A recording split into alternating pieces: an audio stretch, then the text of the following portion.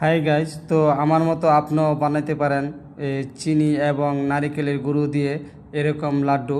তো আমার ভিডিওটা যদি আপনি দেখেন, আপনি আমার মতন এরকম লাড্ডু বানাইতে পারেন ঘরে বসে। এই গাইস, তো আজকে আমরা নারিকেলের লাড়ু বানাবো, যেটা লাড্ডু বলে।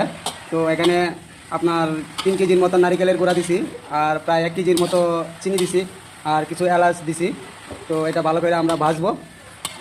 ভালো করে ভাজার পর পুরোপুরি যখন এটা বাদামি কালার হয়ে যাবে, আঠাটা হয়ে যাবে, তখন এটা উঠাবো। উঠাইয়া আর এটা আপনার ঘন ঘন করে লাড়তে হবে যাতে বাইজা না যায়। যদি বাইজা যায় তাহলে মনে করেন এটা পুড়ে যাবে। আর চুলাটা মনে করেন একবারে ডিম করে দিতে হবে। চুলাটা কিন্তু পুরো স্পিডে দেওয়া যাবে না, পুরো স্পিডে দিলে কিন্তু পুড়ে যাবে।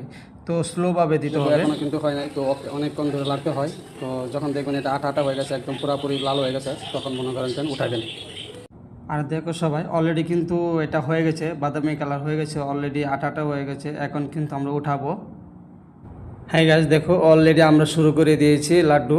তো নারিকেলের লাড্ডু অলরেডি আমরা শুরু করে দিয়েছি। তো কারণ আমরা একটু বেশি, তো এই জন্য আমরা 3 জনে মিলে বানাইতেছি। আর যদি অল্প হয়তো 1 কেজি বা হাফ কেজির মতন হয়তো তাহলে একলাই হয়তো। তো এই জন্য আমরা 2-3 জনে মিলে বন্ধুদেরকে নিয়ে আমরা এটা বানাইতেছি আর কি। তো আজকে হঠাৎ করে মনটা চাইলো, এই জন্য বানাইলাম। আর আপনাদের যদি ভালো লাগে, আপনারা মন চাইলে এইভাবে বানায় খাইতে পারেন। তো বেশি একটা খরচ হবে না। হ্যাঁ গাইস, তো আপনারা ইচ্ছা করলে আপনারা বানাইতে পারেন এইভাবে, আমার মতো বানিয়ে নিজে ঘরে বসে বানায় খাইতে পারেন। তো দেখো অনেক টেস্ট, আমি বানাইলাম অলরেডি, খুবই ভালো লাগলো।